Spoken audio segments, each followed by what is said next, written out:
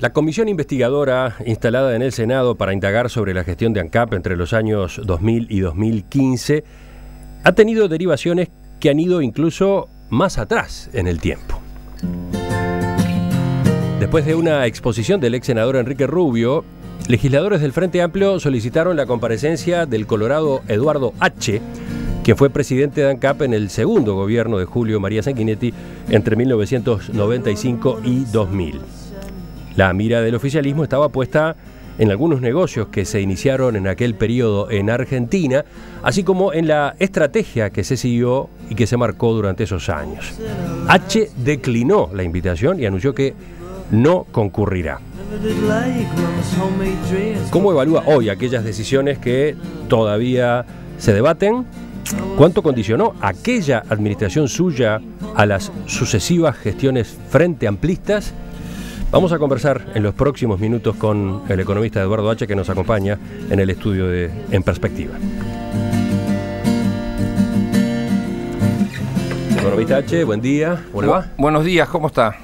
Yo decía, el mes pasado usted fue invitado a la comisión investigadora sobre ANCAP y contestó por escrito que no concurriría. Tengo acá la carta que remitió. ¿Usted puede resumir por qué? Te lo voy a resumir con un símil futbolístico. Yo recuerdo un clásico, hace muchos años, que habían echado a Lamas. Y tengo la imagen, obviamente, después que te echan, ¿tú qué haces en un partido de fútbol? ¿Te querés llevar a alguno contigo? Y tengo la imagen de Lamas corriendo a Montero Castillo, y Montero Castillo diciendo, yo no tengo nada que ver, ¿Quién duda que en este llamado, ¿por qué ponen el año 2000? ¿Para qué ponen el año 2000? Mi gestión fue del año 1995 al 2000. Me fui en diciembre del 2000. Cualquiera que haya seguido todo el proceso de si se llamaba o no se llamaba la comisión investigadora, qué se incluía o qué no se incluía, digo, esta es una interpretación personal. Era clarísimo que, bueno, ya que me toca a mí y van a hablar de lo mío, veamos cómo ampliamos la ensalada y cómo a ver si metemos a alguien más para que si hablan de lo mío, hablemos de lo tuyo. Y yo no me iba a prestar a esto, digo, yo ya pasé por una comisión. La ironía fue que cuando realmente tuvieron que investigar o querían investigar lo que nosotros habíamos hecho, no me quisieron llamar. Hay una declaración del ex senador en búsqueda que decía, ¿para qué no lo vamos a llamar? Eso ya está decidido, vamos a llevarlo a la justicia. Por aparte, eso fue 3 años después de los hechos, cuando venía una elección interna en el partido de él. Porque aparte, Emiliano, entendamos cómo funciona esto. Acá no importa lo que se dice adentro, yo ya lo aprendí, no importa lo que se dice dentro de la comisión.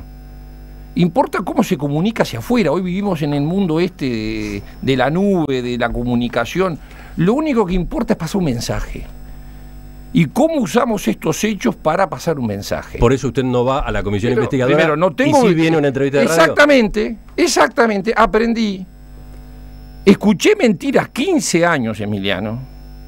15 años de mentiras. Entonces ya no entro en el juego.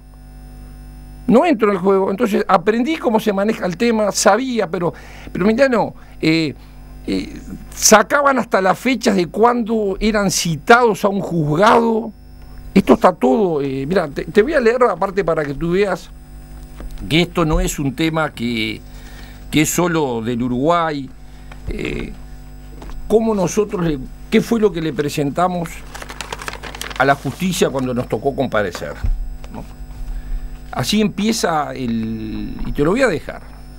Y fue justo un artículo que en aquel momento yo había leído, que salió en el diario El País. El recurso al juzgado es, pues, en determinadas condiciones, legalmente irreprochable. Pero tiene también un valor sintomático, que podría ser de razonable salud política si se diera en verdaderas situaciones límites, caracterizadas por la más estricta ocasionalidad, y que respondiese a un sentido común compartido de que no puede haber espacio para la ilegalidad en el marco de la gestión de la polis. Pero no es así. Los indicios son, más bien, al que existe todo un universo sumergido de política por debajo de la legalidad, con el ejercicio de acciones legales que más que fe en el derecho expresan la vocación del uso instrumental de este. Ahora son los propios actores políticos los que, en una patética guerra de querellas cruzadas, llaman en causa a los jueces para una operación de limpieza, que cada uno reclama exclusivamente para el terreno del adversario. Y esto fue un artículo de un juez en España. La mentira, el instrumento de esto como instrumento político, no es de acá, no es original, lo dijo Goebbels. Miente, que algo quedará. Entonces, uno que ya lo vivió, que vivió una comisión investigadora, que el tema fue laudado, que el tema fue cerrado. Y hoy a mí sí lo que me interesa es que el único tema que quedó abierto, porque para mucha gente sí se perdió, quiero después, en el correr del programa, mostrar que hasta eso, si se analiza como se debe analizar, in totum, porque tú cuando analizás la gestión de... ¿A qué se refiere con eso? El tema de la pérdida. Las pérdidas en Argentina. Entonces, cuando tú vas a analizar la gestión de alguien, analizar la totalidad. Te pongo un ejemplo. Estoy seguro que si tú vas y le preguntás a 100 uruguayos, lo único que sabe de Argentina son las estaciones de servicio. El negocio que salió mal. Claro, no sabe, pero el problema es que ese negocio tenía dos partes. Tenía una parte que todavía 15 años después ANCAP mantiene, la ha valorado en casi, se la han querido comprar, la han valorado en $100 millones y nadie sabe. Entonces, para empezar, Emiliano, ¿por qué se agrandan algunas cosas y por qué se ocultan otras? A ver, vayamos entonces a los distintos temas. Empecemos por la situación en la que usted se encuentra hoy. ¿Usted entiende que los números que ha venido mostrando ANCAP en los últimos años, que han dado lugar a alarma por las pérdidas, ¿verdad? Porque estamos hablando de una empresa que perdió $500 millones en los últimos 2 años, ¿no? Perdió 169 millones en 2013 y 323 millones en 2014. ¿Esos números, de todos modos, a usted lo dejan bien parado? Pero, mira, lo primero, la primera pregunta fue ¿por qué no fui? Creo que quedó claro por qué no voy. Y me da tristeza, yo en mi carta pongo, no quiero seguir degradando la política. Yo me fui 15 años, no hablé, Emiliano, te agradezco a ti, agradezco este programa. Es la primera vez que salgo al aire para hablar de estos temas. Yo siempre fui un convencido, el tiempo es un gentil hombre que pone las cosas en su lugar. Nadie es perfecto, todos tomamos decisiones que nos podemos equivocar. Sí creo que... Pero entonces, ¿estos números ahora le están dando la razón? No es a mí. El tiempo ha pasado. Usted decide aparecer entonces, ahora sí, decide responder preguntas. ¿Por qué? Porque entiende que el panorama que se ha venido configurando... Se hizo mucho daño, Emiliano. Porque acá se habla de la política, se habla del ser humano, se habla de los derechos humanos, se habla de que hay que ser solidario, pero la verdad les importa nada a la gente.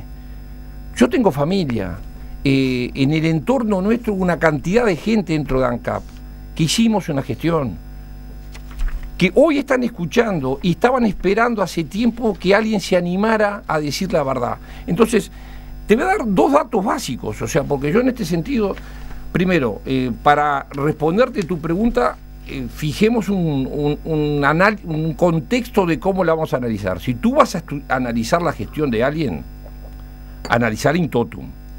Tú no puedes analizar parcialmente la gestión de alguien y decir, manejó una empresa que tiene 20 rubros, que era la principal empresa del país, y simplemente mirás el único tema donde hay un problema, ¿no? Entonces creo que me parece lógico y justo que cuando vayas a analizar una gestión, analices la totalidad. Y de esa gestión, entonces ¿cómo propone usted mirarla? ¿Cuándo fue? Primero, vamos a decir, ¿cuándo tuve mi gestión? ¿Cuáles fueron los resultados de esa gestión? Y después, analicemos las consecuencias. Porque si de repente, ¿qué es lo que han pretendido hacer?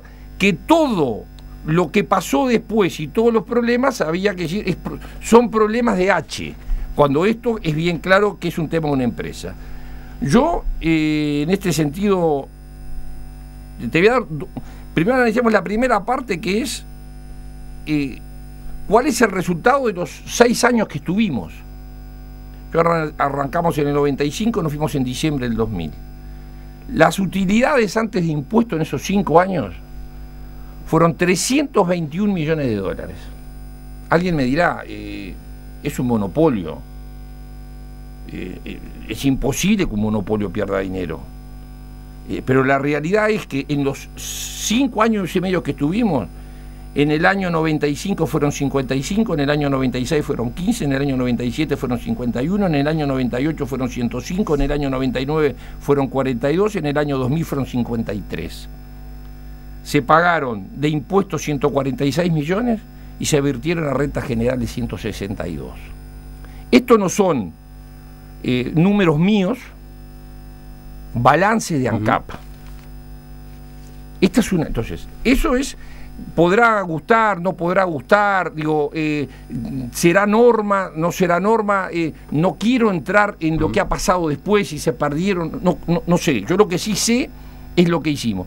Y sí sé que cuando nos fuimos,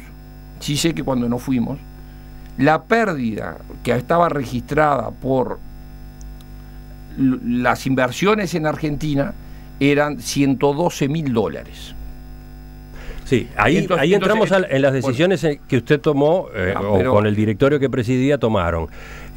Por ejemplo, la de incursionar en la República Argentina, ¿no?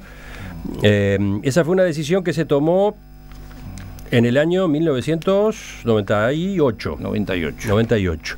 Se decide ingresar en Sol Petróleo con el 33% del paquete accionario. Sol Petróleo era una empresa que a su vez tenía 2 partes, una distribuidora de combustibles que abastecía a una red de estaciones de servicio en Buenos Aires y una planta procesadora de productos petroquímicos. 2 palabras para explicar por qué se resolvió esa inversión en Argentina.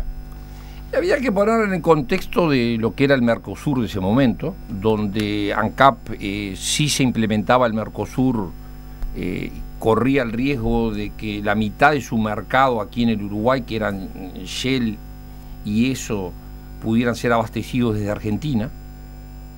O sea, le era más cerca a Shell de Argentina abastecer Uruguay que abastecer Posadas o abastecer Río Gallegos. No iban a estar, podían no estar obligados a nutrirse de combustibles de la refinería de ANCAP. Toda nuestra estrategia, no solo en combustibles, primero estaba generar los mercados para después hacer las inversiones en la parte de fábrica para poder abastecerlos. Entonces, esa decisión fue que se tomó. La idea era tener una distribuidora de combustibles en la República Argentina que proporcionara volumen para justificar las inversiones que era necesario hacer en la refinería de La Teja. Exactamente.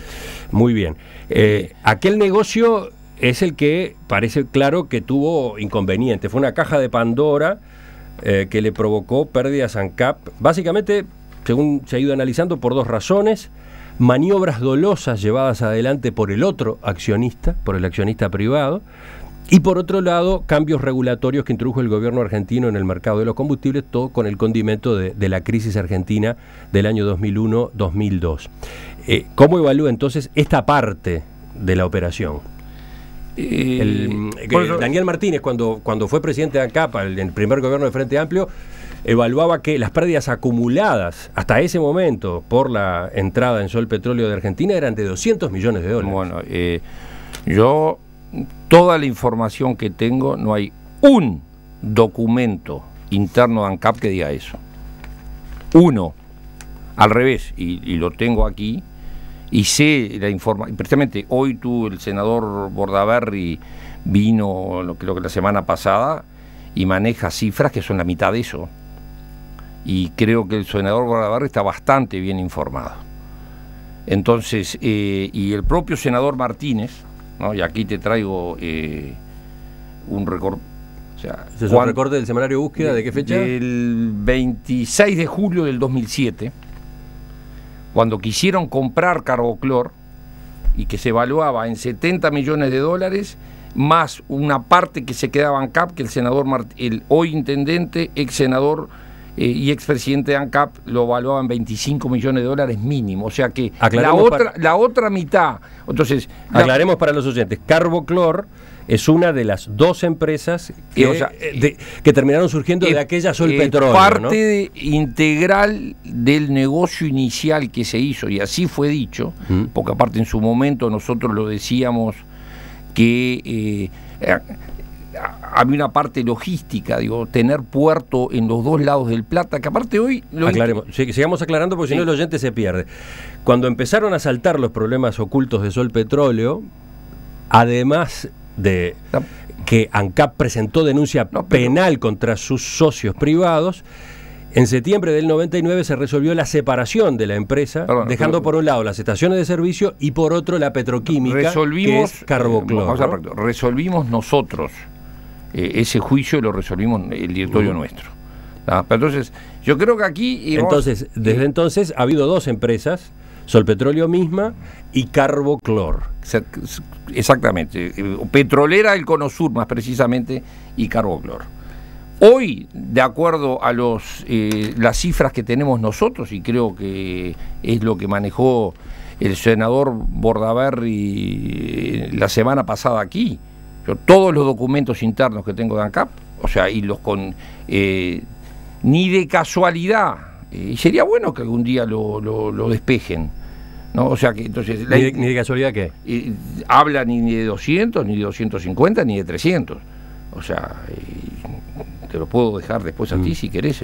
Y entonces, para resumirle al oyente, por si no tiene presente la historia, ¿no?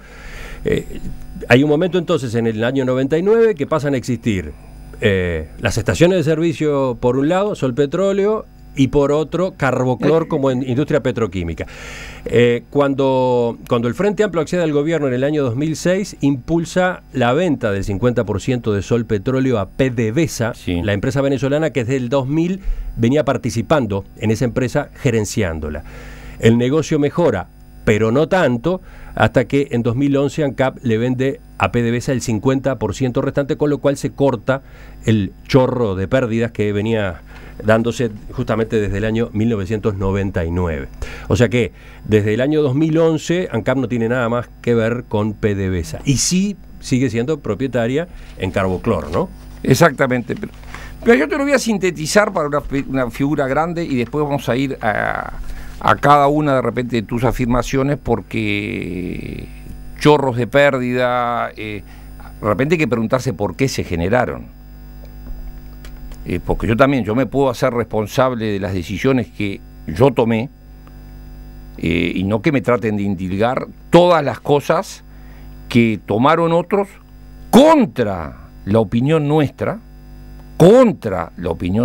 y te pongo un simple ejemplo: haber ido a Argentina y no ser abastecido por Repsol, como sugerimos desde el primer día, es como venir a Uruguay y pelearte con ANCAP.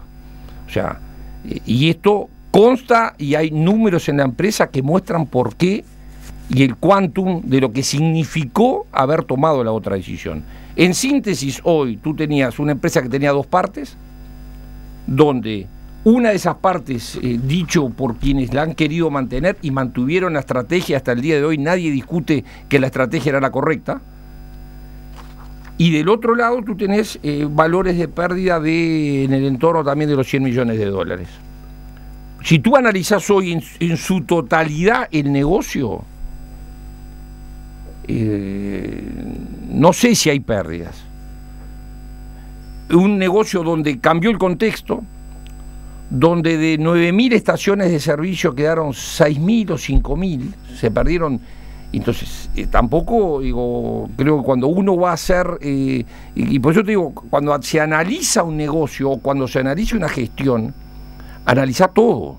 Carboclor, aclaremos para los oyentes, es una empresa en la que ANCAP tiene el 75%, Está dedicada a la producción y comercialización de productos químicos y petroquímicos y también a la provisión de servicios de puerto, almacenaje y logística, porque tiene una terminal de líquidos en Campana, en la provincia de Buenos Aires, sobre el río Paraná. Es una empresa a la que le ha ido bien, ha tenido años buenos y años malos, ¿no? En total, y no la han querido vender. Desde el año 15 años después, una gestión del Partido Colorado y 2 gestiones del Frente Amplio. 15 años después sigue estando y precisamente todas las razones que se esgrimieron en su momento, para decir que fundamentalmente este es uno de los elementos centrales de por qué había que ir a la Argentina, siguen estando. Entonces a mí me llama poderosamente la atención que de esto no se hable, Emiliano, y que se viva hablando de una parte y exagerándola y agrandándola y achicando y ocultando lo otro. ¿Por qué? Enseguida vamos a hablar de eso. En la comisión investigadora sobre ANCAP, que abarca el periodo 2000-2015, los debates han derivado incluso más atrás y han aparecido cuestionamientos a la gestión de Eduardo H., que estuvo al frente del directorio entre 1995 y 2000. La comisión citó al economista H. Decidió no aceptar la invitación. Hoy, de todos modos, estamos conversando con él en perspectiva a propósito de qué lectura hace, después de tanto tiempo, ahora que están los números arriba de la mesa, de las distintas iniciativas que él adoptó. Presenta Sonamérica, 25 años creciendo, inspirados en el futuro. Estábamos hablando, de economista H, de los negocios en Argentina, en especial el ingreso en Sol Petróleo en el año 1998. ANCAP compró en aquel momento el 33% de una firma que tenía 2 partes, una distribuidora de combustibles y una planta procesadora de productos petroquímicos. En el Frente Amplio se compartía esa estrategia de desarrollo de ANCAP en la región, y en particular la idea de contar con una red de estaciones de servicio en Argentina que volviera viable, por ejemplo, una reforma de la refinería de La Teja. Pero lo que se cuestionó fue que ANCAP resolviera que ese ingreso al mercado argentino fuera con la asociación con una distribuidora de refinados sin refinería propia. Decía el Frente Amplio que esa condición restringió las posibilidades a una sola vía de acceso, la asociación con PEL, Phoebus Energy Limited, propietaria de Sol Petróleo. De esta forma, al tener un único socio posible, se eludió todo tipo de licitación y también de comparación de vías de ingreso u ofertas alternativas. Se habilitó la contratación directa y se evitó cualquier posible llamado a ofertas. En ese proceso, además, se señaló en aquel momento, actuó como asesor global la consultora internacional Socimer, que tenía malos antecedentes ya en aquel momento, una consultora que alentó la operación y cobró honorarios de éxito cuando ésta finalmente se concretó. Por ahí vino el grueso del cuestionamiento, que después derivó incluso en la denuncia penal, ¿no? Sobre ese enfoque, ¿qué es lo que usted responde? Emiliano, ese enfoque fue laudado. O sea, se pasó a la justicia y no se encontró un elemento. Yo te voy a dejar a ti precisamente lo que nosotros presentamos. Léelo, tranquilo. Y ha quedado demostrado, vamos a ser prácticos, hoy volvieron a ir a la justicia a decir, a la comisión, motivo por el cual no fui, a repetir muchas de esas mentiras, que están demostradas que son mentiras, y hasta engañaron a la comisión investigadora. Esto es una realidad. No hay un delito, porque parte cuando tú tienes un problema es la intención. Porque tú entre el error involuntario, que sin duda puede existir, la ignorancia de ciertos hechos y la mala fe, hay un híbrido en el medio enorme. 15 años después no te puedes equivocar 2 veces. Terminó reconociendo que se había equivocado y que todas esas cosas que estaba diciendo no eran verdad. Está escrito, lean las actas. Yo no voy a volver a repetir y te voy a levantarle centros, porque acá hay que mentir, como decía Goebbels, mentir, como decía Goebbels, mentir, como decía Goebbels.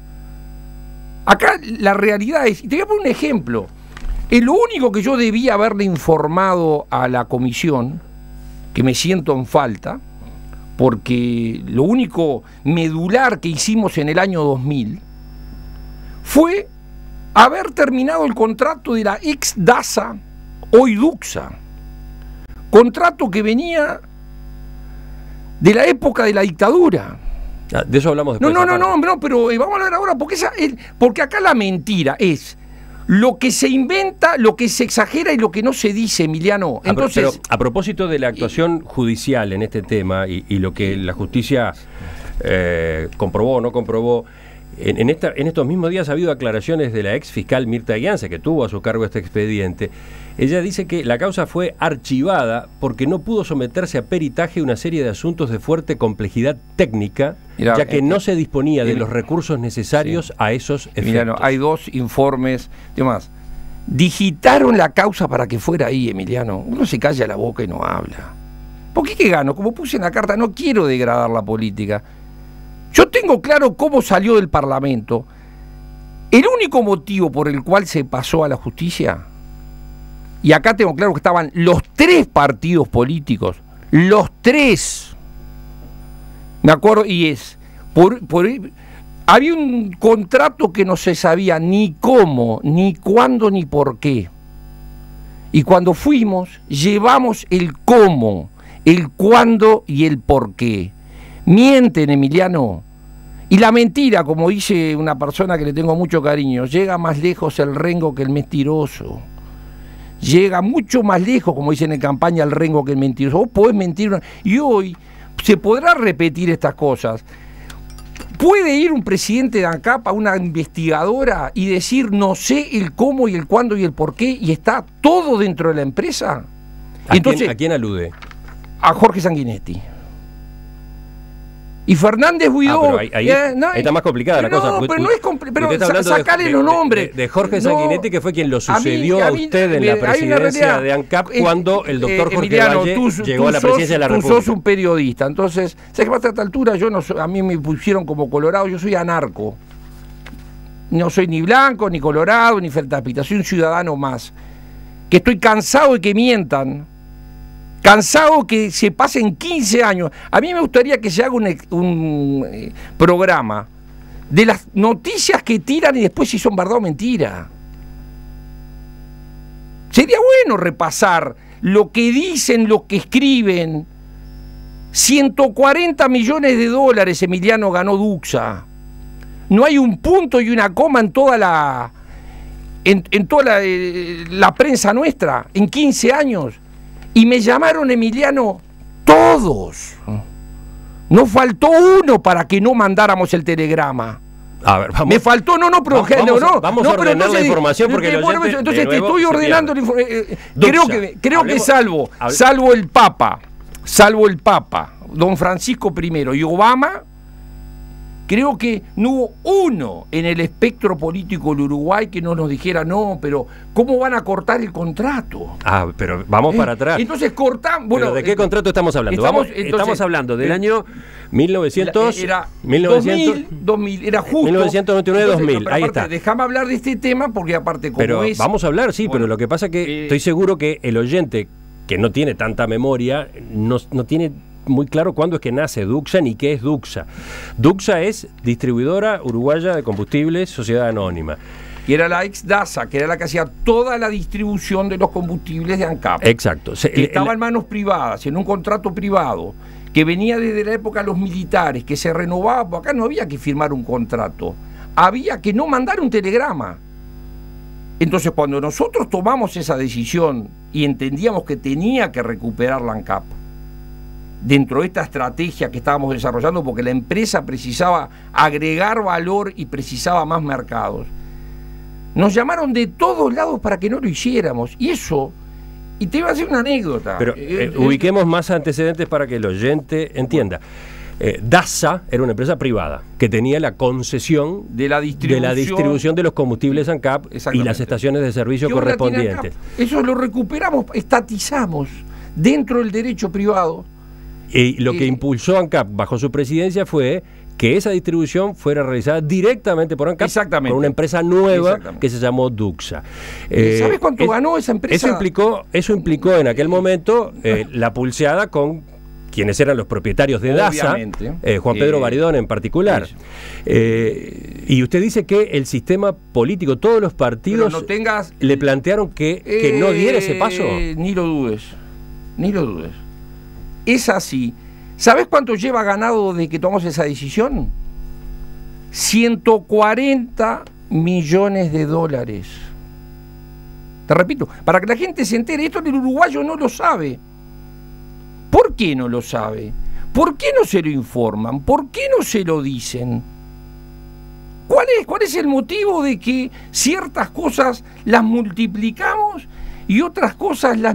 Entré a internet, yo no soy muy práctico, muy ducho, pero entré, quise ver, creo que no hay un punto y una coma, Emiliano. Y sigo sin saber por qué.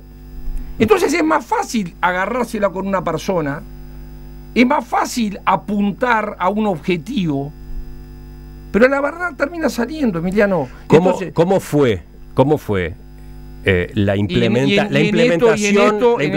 del quiero reconocer famoso y valorar, digo, quienes estaban en el directorio con nosotros en aquel momento? Digo, Emilio Martino no puede ver este momento, está muerto. Juan Andrés Mora, Felipe Aedo, digo, Pampa Campomar, digo, y uno de repente tenías que aguantarte una cantidad de dudas, sospechas. Mirá que era más fácil hacer todo lo contrario. Y mirá que después me tuve que aguantar durante años la carita, porque uno sabe ver cómo se ponen las noticias, cuando te ponen la foto, cuando te ponen la cara, cuando reflejan, porque aparte cada decisión que tú tomás en beneficio de una empresa, después tiene costos particulares. Es más fácil no tomar las decisiones y en el fondo la que se beneficia es la empresa y el país. ¿Legalmente era tan claro que se podía no renovar el contrato con DASA? Pero la prueba está que lo hicimos y mandamos el abogado. ¿Y cómo se hizo? ¿Y cómo fue, cómo fue digamos el mano a mano con Baridón en aquel momento? Y te lo puedo sintetizar en la frase final. Eduardo, dame una razón por la cual me vas a sacar la distribución. Si tú me das una razón por la cual te la tengo que dar a ti, no mando el telegrama. Se terminó la conversación. Emiliano, llega más lejos un rengo que un mentiroso, Emiliano. Y en esto, y el objetivo es que la gente sepa también hoy, porque esto ya no es por mí, yo ya tengo una piel, digo, de cocodrilo. Pero atrás de cada una de estas cosas, y creo que esto es un mensaje para ustedes en la prensa también, cuidemos el valor de la palabra y de la verdad. No se puede decir cualquier cosa alegremente sobre la gente. No se puede, y se hace. Hoy cualquiera escribe bajo el anonimato cualquier cosa, Emiliano. Yo tengo familia, tengo hijos, tengo hermanos, tengo amigos, hay todo un entorno, y todo. Entonces hoy en la política, enchastrar, insultar, mentir, decir, contar si nadie pasa cuenta. Yo estoy rindiendo cuentas. Gané 320 millones, porque si lo quieren personalizar... No, pero Emiliano, yo creo que no se debe personalizar, nunca personalizado. Pretendieron hacerlo, entonces ahora que pretendieron hacerlo, en los 6 años de gestión se ganaron 320 millones de dólares.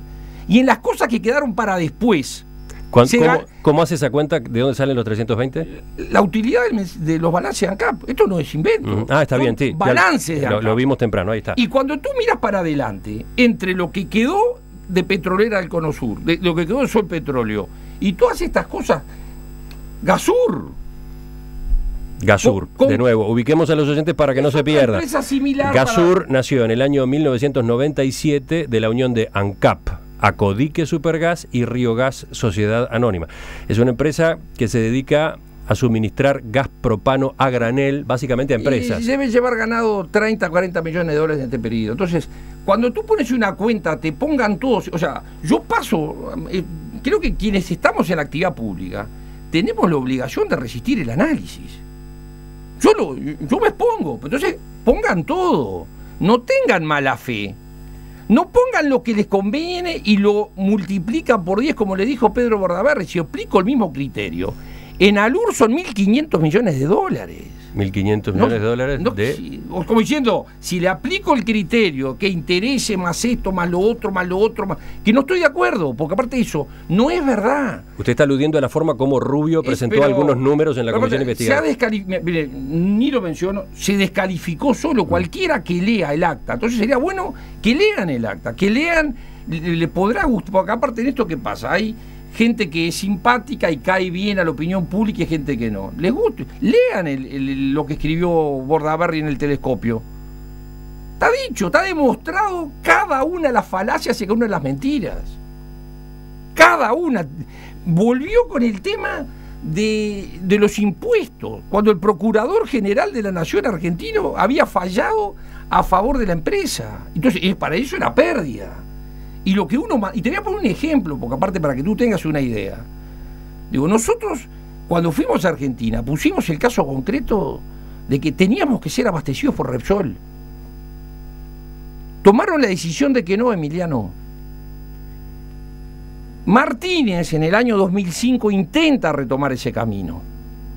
Y entre octubre del 2005 y febrero del 2006 hay un acuerdo entre ANCAP y Repsol, donde es abastecido en Argentina por Repsol, y si se continuaba, porque el concepto era, o me abastezco de un socio en característica de socio o de un cliente cualquiera. En esos 4 meses y medio que fue abastecida por Repsol, el ahorro fue 10 millones de dólares, Emiliano. Y cuando ANCAP decide seguir con PDVSA y no con Repsol, tuvo que pagar los 10 millones de dólares, Emiliano. Extrapolar eso a 5 años o 6 años. Y la culpa es mía. Por favor. Economista Eduardo H., le agradezco que nos haya acompañado esta mañana en Perspectiva. Volvemos a conversar, si le parece, en cualquier momento. No, gracias a usted, gracias a ti, Emiliano, realmente por darme esta oportunidad. Nos quedamos con esos documentos que usted mencionaba, porque sería bueno publicarlos en nuestro sitio en internet junto con la transcripción de este diálogo. Perfecto. ¿Lo hacemos? Sin falta. Ya volvemos porque viene la mesa de este jueves.